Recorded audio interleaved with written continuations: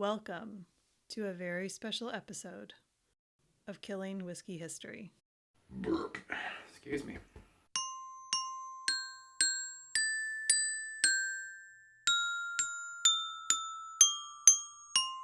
Kessler blended whiskey is named after Julius Kessler, who was born Gulag Kessler in Budapest in the 1850s. He immigrated to the United States in probably the early 1870s. He started selling whiskey from saloon to saloon in Colorado.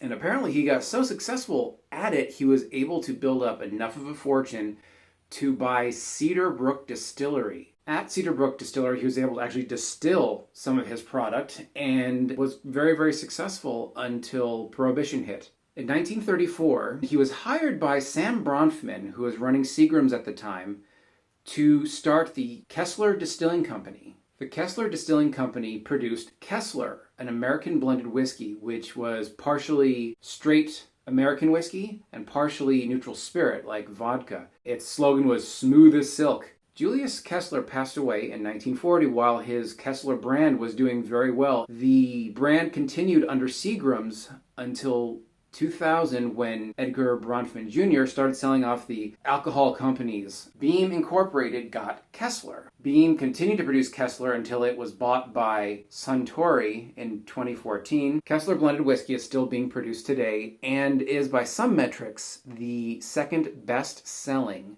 American blended whiskey in the world. So here we have two bottles of Kessler. The one here on the left is the more recent one, and the one here on the right is the older one. They actually have the same amount of straight whiskeys in them, 27.5%, compared to the 72.5% neutral spirit. Now let's just take a look at them. It has a barcode. You'll see it has the government warning. It also has on it a bottling code. The bottling code starts with L3, which has me thinking that it is from 2013. So how do we figure out how old this one is? First off, it says 86 proof.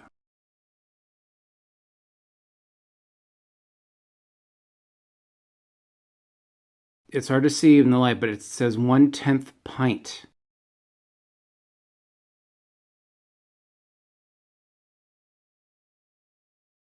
Right here you'll see U.S., go a little closer, it says U.S. Internal Revenue.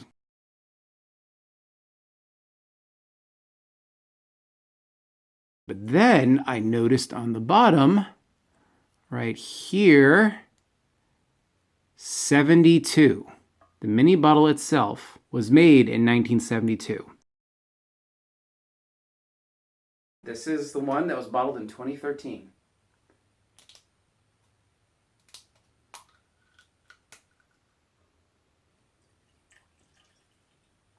Pour that all in there. And now I'm going to open up the 1972 bottled Kessler.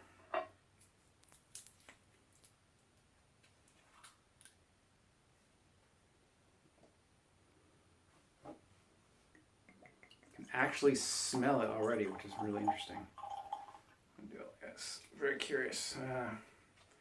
What in the hell? Because this is the 2013 bottled Kessler. I'm going to give it a sniff first.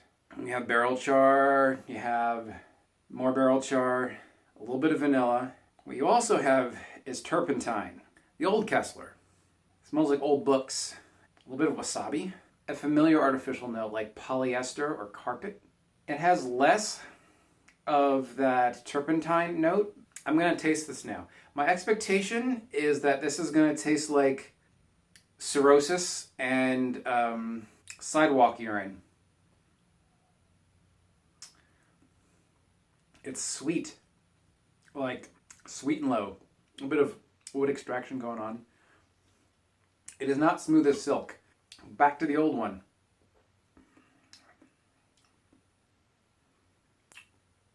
Tastes like paint. 2013.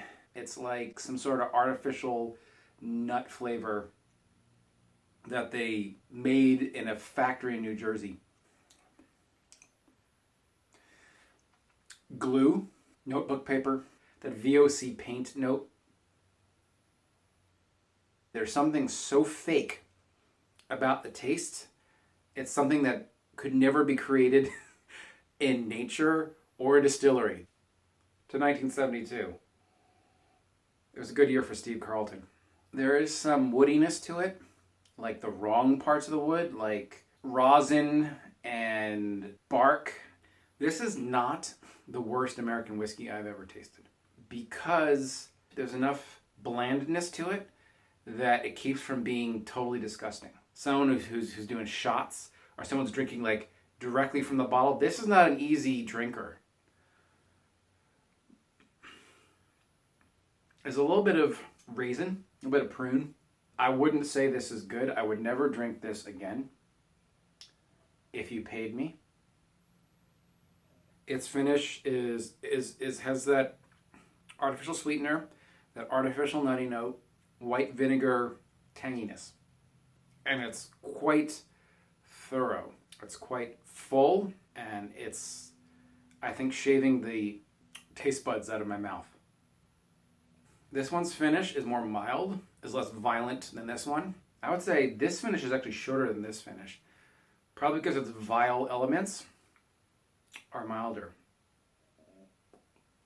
I don't think I care to drink this one any further. And then there's this one. Ooh. See, now this one's changing.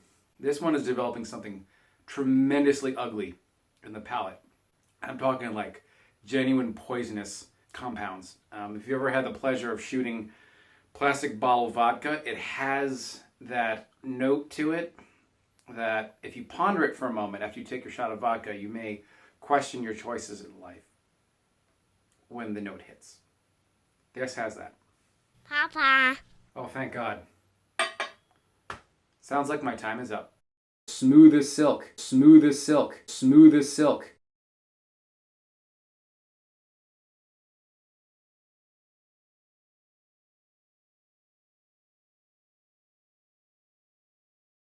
Smooth as silk.